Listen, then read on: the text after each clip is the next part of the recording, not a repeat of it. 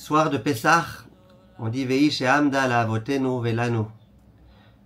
Akadosh Baruch Hu, il est dans toutes les générations avec nous.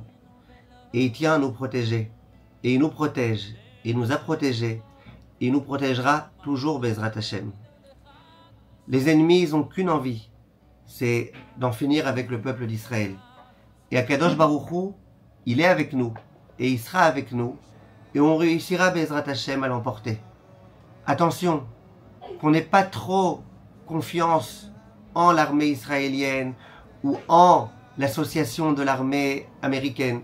Qu'on se rappelle que c'est Hachem qui nous a toujours sauvés. Avant qu'il y ait une armée israélienne et une armée américaine, Hachem a toujours été avec nous. Et Hachem sera avec nous, Bezrat Hashem.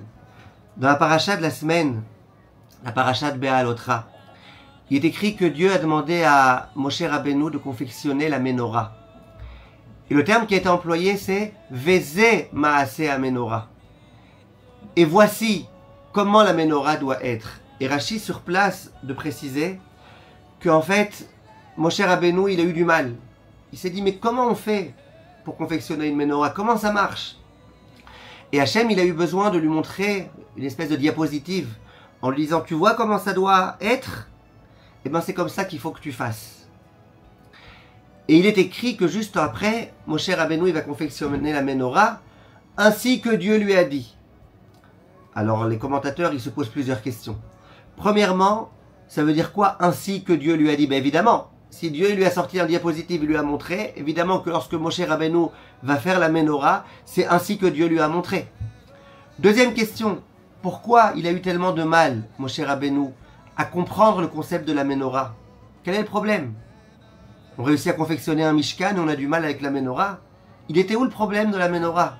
En quoi la menorah, ça présentait pour Moshe Rabbeinu un objectif tellement compliqué? Vient le Rav Yedidia Frenkel et il explique. Et je vous le fais très très vite. Il dit que le but du Ham Israël sur terre, l'une des vocations du Klal Israël, c'est de diffuser la Torah de Dieu dans le monde. C'est de diffuser Dieu dans le monde. Et combien, Baruch Hashem, on s'est aperçu que le Ham Israël l'a réussi. Et que l'enseignement, la leçon, la morale du Ham Israël, elle a fait son chemin. C'est un passouk dans Yeshaya, dans lequel on dit que le Ham Israël, c'est le flambeau du monde. Il est là pour éclairer le monde, pour illuminer le monde. Et le problème, c'est que quand on est le peuple d'Israël et qu'on vient illuminer le monde, on a beaucoup de gens qui commencent à nous haïr. Chachamim disent que Sinaï, ça vient du terme Sin'a. À partir du moment où on a reçu la Torah sur le Har Sinaï, les nations du monde ont commencé à nous haïr. Ham Israël, c'est le peuple le plus grand. C'est la raison pour laquelle les nations du monde, elles se mettent à le haïr, elles ne l'honorent pas suffisamment, quelquefois elles le détestent. Viennent Chachamim et ils disent que c'était quoi le but de la menorah? La menorah, son but, c'était d'éclairer. Moshe Rabbeinu, il a bien compris que la symbolique de la menorah, c'était de dire, nous, le peuple d'Israël, on va éclairer le monde. On va apporter au monde des dimensions spirituelles qui étaient jusque-là inconnues. C'est ça le but de la menorah. Moshe Rabbeinu, il a eu du mal. Parce qu'il s'est dit, si jamais on doit jouer ce rôle, on va avoir tellement d'ennemis. Les gens, ils vont nous couper la parole. Les gens, ils vont nous couper la tête. Les gens, ils vont nous faire du mal. Les gens, ils vont avoir horreur de nous. On ne peut pas. On a un rôle à jouer qui est inaccessible, qui est impossible. Dieu, on ne peut pas. Ça ne va pas marcher. Qu'est-ce qu'Hachem a fait? Hachem, il lui a montré un mar'é. J'ai traduit diapositive, mais c'est pas exactement ça. C'est où la première fois dans la Torah où on voit le terme mar'é? C'est au moment où Akadosh Baruch Hu va se dévoiler à Moshe Rabbeinu. Hachem s'est dévoilé à Moshe Rabbeinu dans le buisson ardent. Moshe Rabbeinu, il voit le buisson ardent, il dit, j'arrive pas à comprendre, il y a du feu, il y a un arbre. Comment ça se fait que l'arbre n'est pas consumé? Et là, il a compris qu'il y avait Akadosh Baruch Hu qui était présent. Et que quand Akadosh Baruch Hu est présent, tout est possible. Tout est possible quand Akadosh Baruch Hu est présent. Vient Akadosh Baruch Hu. Et au moment où Moshe Rabbeinu s'interroge et se demande comment je vais faire la menorah, comment le Ham Israël va pouvoir éclairer le monde, comment il va pouvoir être mis en avant, on va le haïr, on va lui envoyer des chaises à la figure, on va lui donner des coups de poing, On va lui envoyer des tilim à la figure, des roquettes, des missiles. Comment ça va être possible? Qu'est-ce qu'on va faire? Comment on va faire? À ce moment-là, vient Kadosh Baruch Hu, il lui a montré un diapositive. Lequel? Dit le Rav Frenkel. Le fameux diapositive qui était là au moment où ils ont fait connaissance. À savoir le buisson ardent. Le buisson ardent, il y a un feu terrible qui a une emprise sur le buisson ardent, mais le buisson ardent, il n'est pas consumé. Akadosh Baruch Hu, il dit à Moshe Rabbeinu, souviens-toi de cette image-là. Si Hachem est là, même si toutes les forces du monde veulent s'en prendre à vous, il n'y a aucune chance qu'elle réussisse à vous vaincre. Parce que moi, Akadosh Baruch Hu, je suis là. Quand Moshe Rabbeinu a vu cette chose-là, il était rasséréné. Il s'est dit, d'accord, c'est vrai que c'est une mission très difficile pour le Ham Israël, qui va devoir jouer. Mais il pourra réussir à jouer cette mission, parce qu'il a Hachem avec lui. Et que quand Hachem est avec nous, tout peut fonctionner. On a posé la question, pourquoi Moshe Rabbeinu il a eu du mal à comprendre comment confectionner le Mishkan, la Menorah? Réponse, parce que la Menorah, c'était vraiment l'emblème de l'antisémitisme et du racisme, et des gens qui allaient nous faire du mal. Pour qui vous êtes pris, vous, le Ham Israël? Zarma les meilleurs? Hein? Vous êtes meilleurs que l'islam? Vous êtes meilleurs qu'eux? On va vous montrer qui nous sommes. Moshe Rabbeinu, il s'est dit, on n'arrivera jamais à se mettre en avant et à pouvoir divulguer le message de la Torah.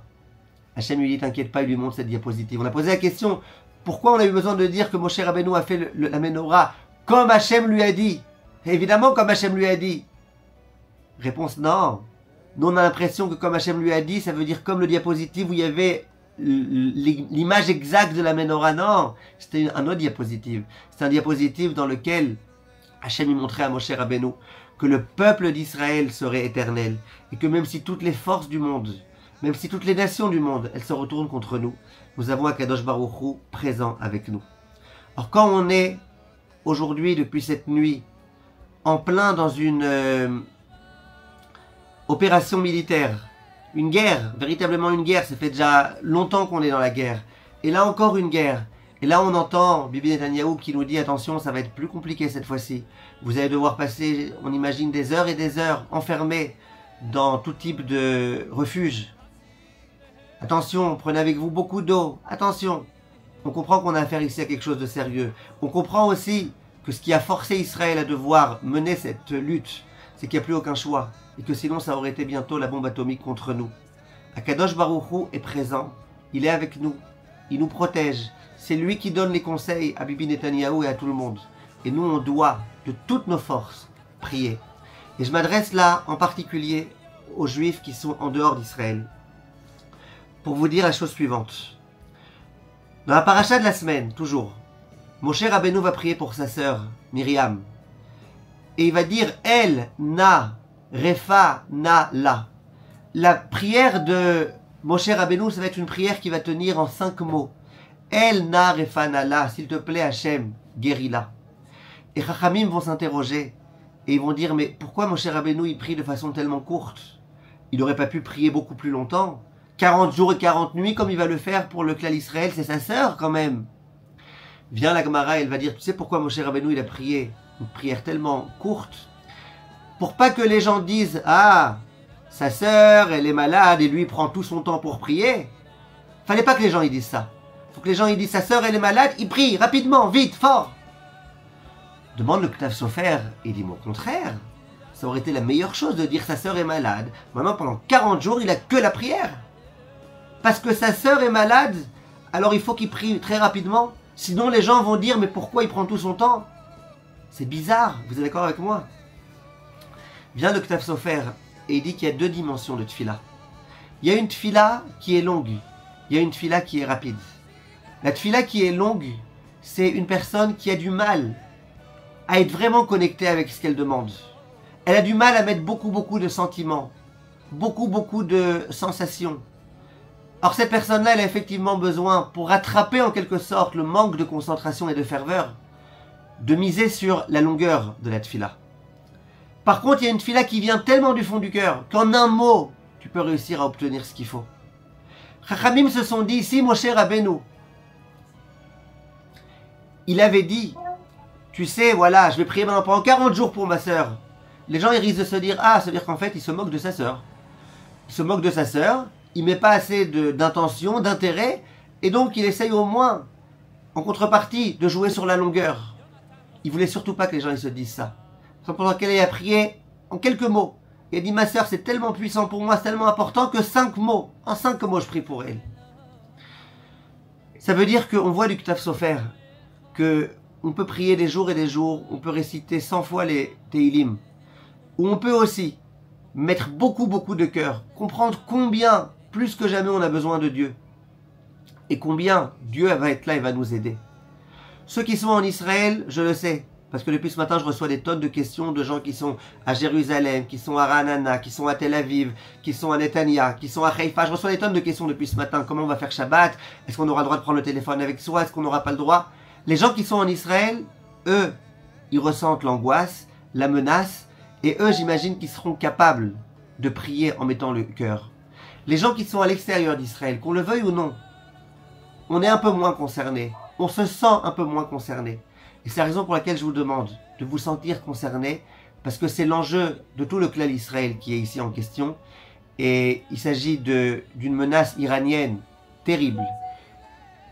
L'armée israélienne s'est aperçue que ce qu'avait prévu en secret l'Iran de faire, c'était d'envoyer des tonnes de missiles et de tous rentrer, l'Iran et tous les pays arabes qui sont autour d'Israël de rentrer.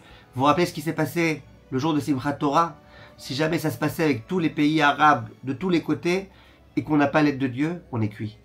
Donc Baruch Hashem, j'espère que Akadosh Baruch Hu, il a donné les bons conseils à Bibi Netanyahou, à l'armée israélienne, pour que Bezrat Hashem on s'y prenne à temps et qu'on réussisse à retirer cette menace et qu'Hashem soit avec nous et que bientôt tous les Chatoufim Bezrat Hashem puissent revenir en bonne santé, qu'on les oublie surtout pas, parce qu'ils souffrent énormément là où ils sont et ils ont besoin de nos prières et qu'on ne s'habitue pas à la situation. Bezrat Hashem, qu'on entende des bonnes nouvelles. Amen ve Amen.